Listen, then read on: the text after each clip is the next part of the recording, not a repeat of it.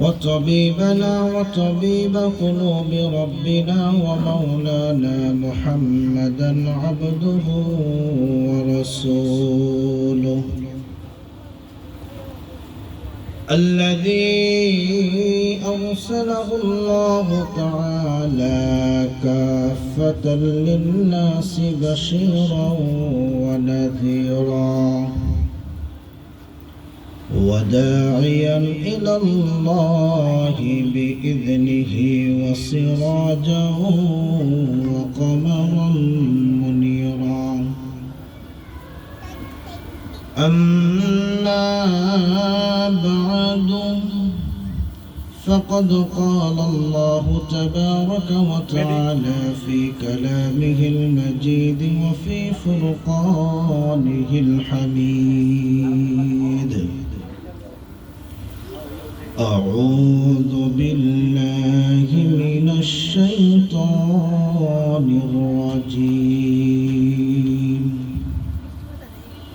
بسم الله الرحمن الرحيم يا أيها الذين آمنوا قوا أنفسكم وأهليكم نارا وقودها الناس والحجارة عليها ملائكة غلاظ شداد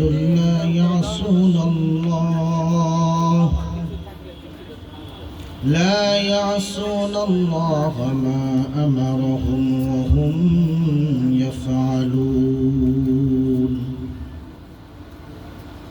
وقال رسول الله صلى الله عليه وسلم كلكم راع وكلكم مسؤول عن رعيته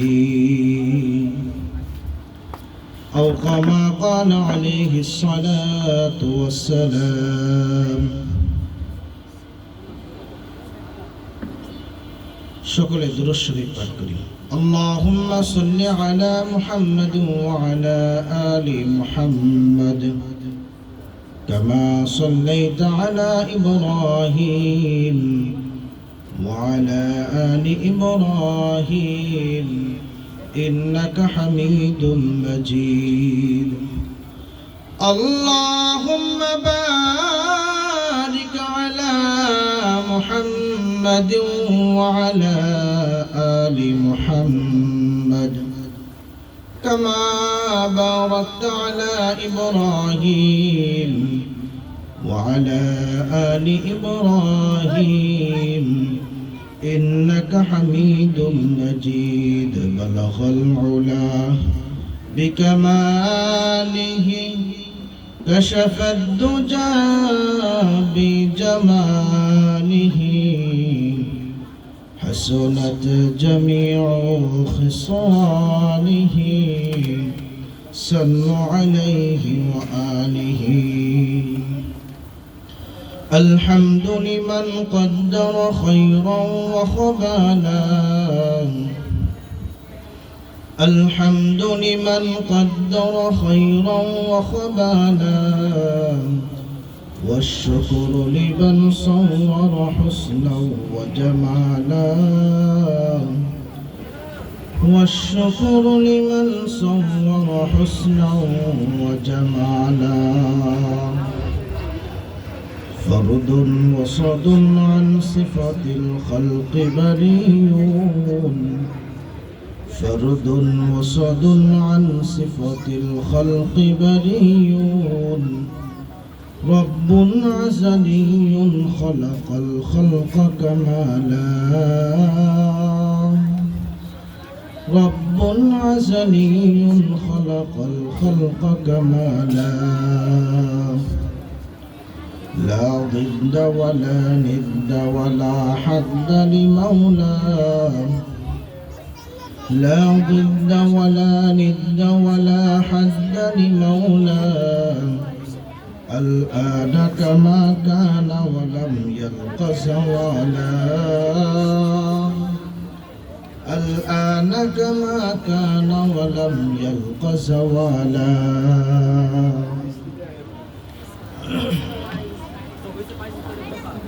আল-ইহসান হিফজুল কোরআন মাদ্রাসার হাফেজ ছাত্রদের পাগড়ি প্রদান উপলক্ষে ইসলাহি মাহফিলের সম্মানিত সভাপতি মুআজ্জাজ মুকাররম হযরত উলামায়ে কেরাম, মুরব্বিয়ানে আযম, পর্দার আড়ালে অপেক্ষমান অবস্থানরত আমার সম্মানিত মা বোনেরা, সামনে উপবিষ্ট যুবক ভাইয়েরা, আজিজ তলাবা, আল্লাহ সুবহানাহু ওয়া তাআলার আলিশান দরবারে আমরা শুকরিয়া আদায় করি যে মহান রব্বুল আলামিন অত্যন্ত ভালোবেসে মহব্বত করে যাচাই বাছাই করে একটা জান্নাতের বাগানে কিছু সময় বসার, সময় কুরবানি দেওয়ার সুযোগ, সংক্ষিপ্ত আকারে কিছু আলোচনা শ্রবণ করার সুবর্ণ সুযোগ দান করেছেন। সেই মালিকের দরবারে প্রাণ খুলে মন ভরে উচ্চ আওয়াজে শরীরের সমস্ত শক্তিটুকু উজাড় করে দিয়ে একটাবার কালিমাত শুকর আদায় করি, আলহামদুলিল্লাহ। তালবে আলেমদের গলার আওয়াজ কিন্তু আরো বেশি থাকে। আপনাদের আওয়াজ কি এই পর্যন্ত নাকি আরো আছে? এই আওয়াজটা গলার কণ্ঠ দিয়েছে কে? আওয়াজ দিয়ে বলি কে দিয়েছে? আল্লাহর দেওয়া কণ্ঠ, আল্লাহর দেওয়া শক্তি, আল্লাহর জন্য একটু ব্যয় করব, পারা যাবে তো ইনশাআল্লাহ? আওয়াজ তুলে বলি লিল্লাহি তাকবীর। এই পর্যন্ত আওয়াজ না আরো আছে? আওয়াজ কি এতটুকুই না আরো আছে আপনাদের? আরো আছে। সমস্ত শরীরের শক্তিটুকু উজাড় করে দিয়ে আরেকটা করে লিল্লাহি তাকবীর। এখন বোঝা যায় এখানে লোকজন আছে। আল্লাহ রাব্বুল আলামিন পৃথিবীতে আমাদেরকে পাঠিয়েছেন, আমাদের একটা মাধ্যম আছে। হযরত আদম আলাইহিস সালাম এবং হাওয়া আলাইহিস সালামকে সরাসরি পাঠিয়েছেন। এরপরে আমরা যারা এসেছি আমাদের মা বাবার মাধ্যমে আল্লাহ তাআলা আমাদেরকে পাঠিয়েছেন। অনেক আলোচনা হয়, জুমার আলোচনায় হয়, মাহফিলের আলোচনা হয়, সকলের বেশিরভাগ বেশি এই আলোচনাটাই হয় যে সকল সন্তানদেরকে উদ্দেশ্য করে বলা হয় তোমরা পিতামাতার খেদমত করো। কিন্তু কোন গার্জিয়ানের ব্যাপারে, অভিভাবকের ব্যাপারে এ ধরনের কোনো কথা নিয়ে কোনো আলোচনা খুবই কম হয়ে থাকে যে প্রত্যেক গার্জিয়ান, প্রত্যেক পিতামাতার জন্য দায়িত্ব তার সন্তানদেরকে সুসন্তান হিসাবে গড়ে তোলা। এরকমের আলোচনা খুবই কমই হয়ে থাকে। আল্লাহ রাব্বুল আলামিন আমাদেরকে যেহেতু মা বাবার মাধ্যমে পৃথিবীতে পাঠিয়েছেন, সেই জন্য আমাদের মা বাবার জন্য করণীয় তো আছেই, এর পাশাপাশি মা বাবার পক্ষ থেকে সন্তানদের জন্য কিছু করণীয় আছে কিনা? এই আওয়াজ যতটুকু পর্যন্ত যায় সমস্ত গার্জিয়ানদেরকে বলা উচিত, আমরা দুনিয়ার ক্ষেত্রে, দুনিয়ার লাইনে নয়, দুনিয়ার লাইনে একটা ছেলে যখন স্কুলে না যায়, একদিন না গেলে পরের দিন জোর করে হলেও সন্তানটাকে স্কুলে পাঠিয়ে দেয়। তাও যদি যেতে না চায় তাহলে তার পিছনে কিছু খরচ, কিছু অর্থ ব্যয় করে এরপরে হলেও তাদেরকে স্কুলে পাঠানোর ব্যবস্থা করে। কারণ ওই সন্তানটা যদি বড় হয়, একটা ম্যাজিস্ট্রেট হয়, উকিল হয়, পুলিশ হয়, এসপি হয়, ডিআইজি হয়, এরকমের ধরনের বড় বড় পদ মর্যাদা নিয়ে যদি দুনিয়ায় থাকে, আমাদের গার্জিয়ানদের একটা সুনাম ধরে রাখে, আর গার্জিয়ানরা এই ধরনের কথাগুলো এলাকার মধ্যে বলতে থাকে যে আমার সন্তান অমুক ডিআইজি, আমার সন্তান এসপি, আমার সন্তান ডিসি, আমার সন্তান মন্ত্রী, আমার সন্তান বিভিন্ন পদে মর্যাদা নিয়ে এখন দুনিয়ার মধ্যে আছে, যাদের সুনাম আমি গাইতেছি, তোমরা আমার সন্তানের সুনাম শুনতে থাকো। এরকমের বলে কিনা বলেন? কিন্তু এরকমের খুব আলোচনা খুবই কমই হয়ে থাকে যে আমার সন্তানটা অমুক মসজিদের ইমাম, আমার সন্তানটা অমুক মাদ্রাসার মুহতামিম, আমার সন্তানদের পিছনে হাজার হাজার মানুষ আলোচনা শুনে, আমার সন্তানের পিছনে হাজার হাজার মানুষ ইক্তেদা করে, এটা নিয়ে মানুষ গর্ব করে না। আর যারা করে আর পার্শ্ববর্তী মানুষ এই কথাই তাদেরকে বলে থাকে যে তুমি যে কথা বলতেছো এটা তো স্বপ্নের এক যুগের কথা, এটা স্বপ্নের যুগের কথা, যেই যুগের কথা এখন মানুষ নিতে পারে না, যেই যুগের কথা এখন নিলেও মানুষ এটাকে গ্রহণ করতে পারে না। কথা বলেন ঠিক কিনা? এই জন্য আমার আল্লাহ রাব্বুল আলামিন বলেন, ইয়া আইয়ুহাল্লাযীনা আমানু কু আনফুসাকুম ওয়া আহলিকুম নারা। ও দুনিয়ার মুসলমান ঈমানদার আল্লাহর গোলাম, আল্লাহ রাব্বুল আলামিন সমস্ত অভিভাবকদেরকে নির্দেশ করে আয়াতের মধ্যে বলেন, ইয়া আইয়ুহাল্লাযীনা আমানু, ও ঈমানদারগণ, কালিমাওয়ালা মুসলমান, যেই মানুষগুলো ইসলাম গ্রহণ করেছে, কালিমা পড়ে মুসলমান হয়েছে, আমার আল্লাহ রাব্বুল আলামিন তাদেরকে ডেকে ডেকে বলতেছেন, ও ঈমানদারগণ, ইয়া আইয়ুহাল্লাযীনা আমানু কু আনফুসাকুম, তুমি আগে নিজেকে বাঁচো, ওয়া আহলিকুম নারা, নিজেকে জাহান্নাম থেকে আগে বাঁচাও। নিজে যদি বাঁচতে পারে অপরজনকে বাঁচানো যায়। পাঁচতলার উপরে আমরা আছি, নিচ থেকে যদি কোনো মানুষ যদি উঠতে চায় তাহলে আগে একজন উপরে উঠতে হবে, রশি ফলাইতে হবে, ওই রশি ধরে অথবা সিঁড়ি দিয়ে অথবা অন্য কোনো মাধ্যমে তাকে টেনে টেনে উঠানো যাবে। আর যদি নিচ থেকে যদি উঠানোর চেষ্টা করে, উঠানো সম্ভব না। ও দুনিয়ার মুসলমান ঈমানদার, আমার আল্লাহ রাব্বুল আলামিন এই কালামের মধ্যে, এই আয়াতের মধ্যে বলেন, ইয়া আইয়ুহাল্লাযীনা আমানু কু আনফুসাকুম, আগে তুমি জাহান্নাম থেকে বাঁচো, আগে তুমি জাহান্নামের আযাব গজব থেকে বাঁচো, এরপরে তোমার আহলিয়া যারা রয়েছে, সন্তানাদি যারা রয়েছে, আত্মীয় স্বজন যারা রয়েছে, বিবি যারা যাদের রয়েছে, এই তাদেরকেও তুমি জাহান্নাম থেকে বাঁচানোর চেষ্টা করো। ও দুনিয়ার মুসলমান ঈমানদার, আল্লাহ রাব্বুল আলামিন বলেন, ওই জাহান্নাম কেমন জাহান্নাম? আল্লাহ রাব্বুল আলামিন কালামে হাকিমের মধ্যে বলতেছেন, ওয়া আহলিকুম নারা ওয়াকুদুহান নাস ওয়াল হিজারা, ওয়াকুদুহান নাস, আর ওই জাহান্নামের জ্বালানি হবে, জাহান্নামের ইন্ধন, জাহান্নামের লাকড়ি, জাহান্নামের ছাই, এই জাহান্নামের লাকড়ি হবে দুই ধরনের বস্তু। এক নাম্বার হলো মানুষ, দ্বিতীয় নাম্বার হলো পাথর। এই জন্য বলা হয় মানুষের কথা আগে কেন আনলেন, পাথরের কথা পরে কেন নিলেন? মুফাসসিরে কেরামরা বলেন, মানুষের কথা এই জন্য আগে আনা হয়েছে যে এই মানুষের মাধ্যমে জাহান্নামের আগুনটাকে, জাহান্নামকে উদ্বোধন করা হবে। আর পাথরের কথা কেন করে নিলেন? পাথরের মাধ্যমে জাহান্নামকে উত্তপ্ত বানানো হবে, জাহান্নামের আগুন জ্বালানো হবে মানুষ দিয়ে, আর জাহান্নামে উত্তপ্ত করা হবে পাথর দিয়ে।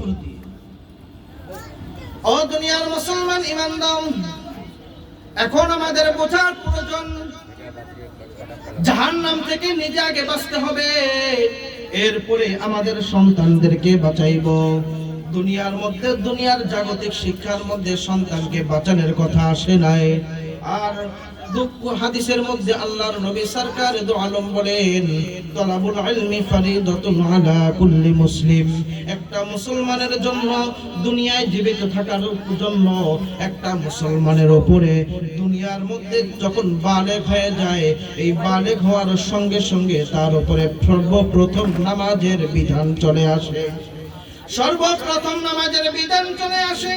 আর যেই মাত্র নামাজের বিধান আসে, নামাজের বিধান আসার সঙ্গে সঙ্গে ওই মানুষটার উপরে নামাজের সমস্ত বিধি বিধান, হুকুম আহকাম জানা তার জন্য ফরজ হয়ে যায়। এই জন্য আমরা যদি না জানাইতে পারি, আমরা যদি সন্তানদেরকে না শিখাইতে পারি, তাহলে আমার সন্তান জাহান্নাম থেকে মুক্তি পেল না। দুনিয়ার মধ্যে আপনার ঘরের মধ্যে যদি কোনোভাবে আল্লাহ না করুক কোনোভাবে আগুন লেগে যায়, আপনার সন্তান ঘরের মধ্যে ঘুমিয়ে আছে, এখন এই পরিস্থিতিতে আপনি কি করবেন? এই পরিস্থিতিতে আপনার কি করা প্রয়োজন? এই অবস্থায় আপনার কি করা দরকার? এই ক্ষেত্রে আপনি অবশ্যই আপনার সন্তানকে আগে বাঁচানোর চেষ্টা করবেন। সন্তানকে জাহান্নাম থেকে মুক্ত, আগুন থেকে বাঁচানোর চেষ্টা করবেন। দুনিয়ার আগুনকে বাঁচাবেন। দুনিয়ার আগুন থেকে কেনই বা বাঁচাবেন?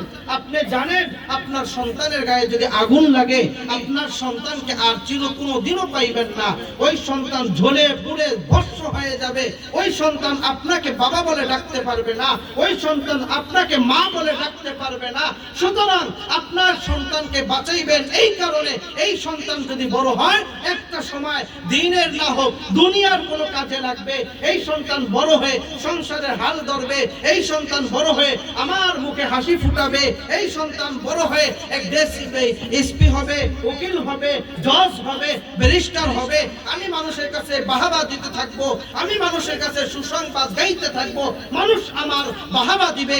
মানুষ আমাকে বলবে, তুমি কামের কাম একটা করে ফেলাইছো, তুমি তো দুনিয়ায় কাজের কাজ একটা করে ফেলাইছো, ছেলেটারে ভালো একটা মানুষ বানাইলা, সে এখন এসি ডিসপি ওসি হয়ে গেছে।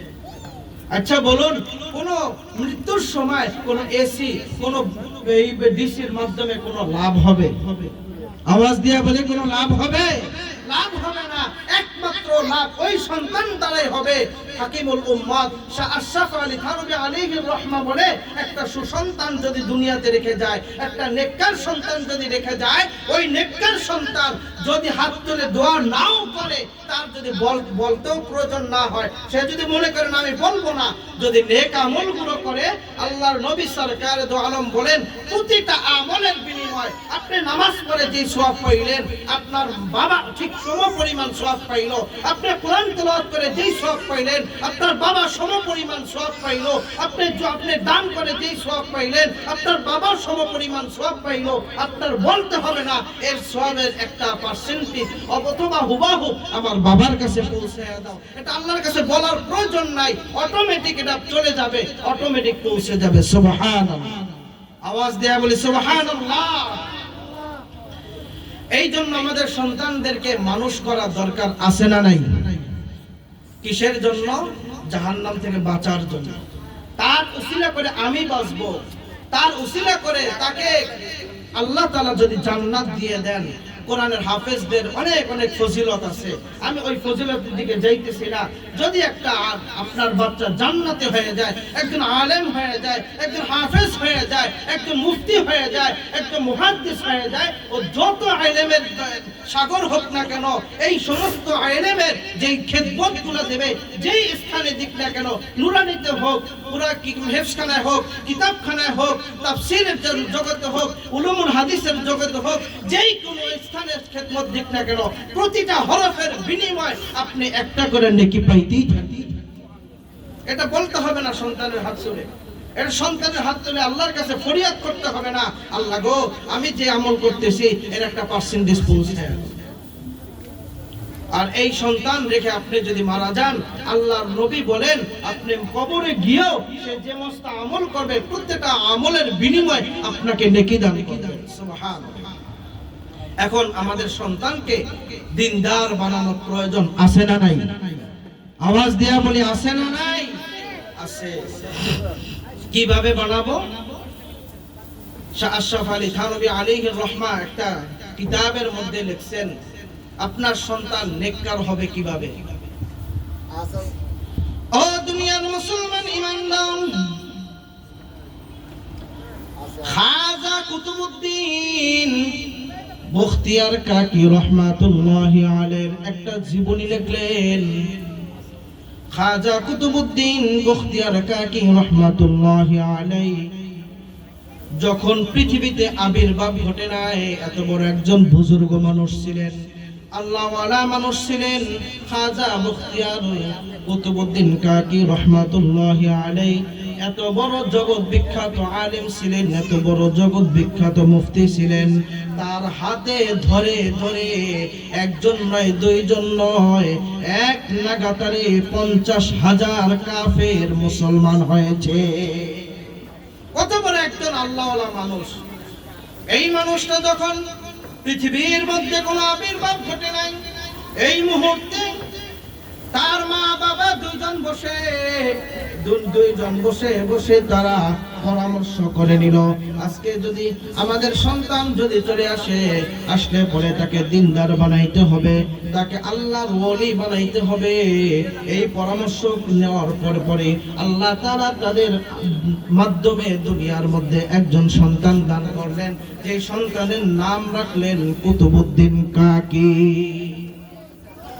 ও দুনিয়ার মুসলমান ঈমানদার, শুধু তাই নয়, যখন একটু বড় হতে লাগলো, যেই মাত্র একটু বড় হইতে লাগলো, একটু বুঝমান হইতে লাগলো, মাদ্রাসার মধ্যে ভর্তি করায় দিল, মাদ্রাসার মধ্যে নিয়ে ভর্তি করায় দিল। আর যখন কথা বলতেছে, মাদ্রাসা যখন ভর্তি করায় দেয়, তার আব্বা জান তাকে সাথে করে মাদ্রাসায় নিয়ে যায়, আবার মাদ্রাসা থেকে বাসায় আনে। মাঝে মাঝে তার আম্মা জানো অনেক সময় তাকে মাদ্রাসায় নিয়ে যায়। হঠাৎ করে যেই মাত্র মাদ্রাসা থেকে আসার সাথে সাথে ছোট বাচ্চা মাকে ডাক দিয়ে বলে, আম্মা জান, আমার খুব ক্ষুধা লেগেছে, আমার খুব তৃষ্ণা লেগেছে, আমাকে খাবার দাও, খাবারের ব্যবস্থা করুন। দেখুন আল্লাহর ওলি বানাইতে হইলে কিভাবে পদক্ষেপ গ্রহণ করতে হয়। ও দুনিয়ার মুসলমান ঈমানদার,